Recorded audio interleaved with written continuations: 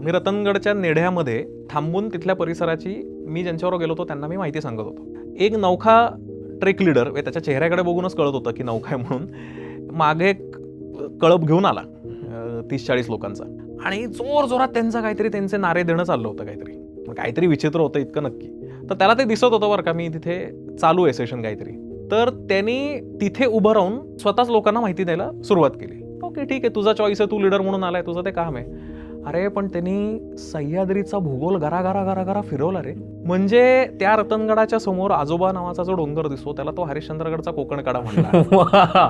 कळसुबाईला अजून काहीतरी म्हणला, आलंगमधून कुरंगला तिसरंच नाव दिलं, ते भंडारदऱ्याला अजून काय माझ्या लक्षात नाही.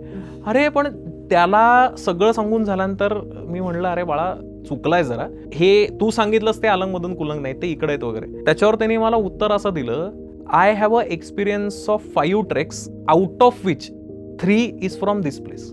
वा गोट स्टेटमेंट. आणि हा माणूस लीडर होता बरं का. 5 ट्रेकचा एक्सपिरियन्स असलेला माणूस लीडर होता.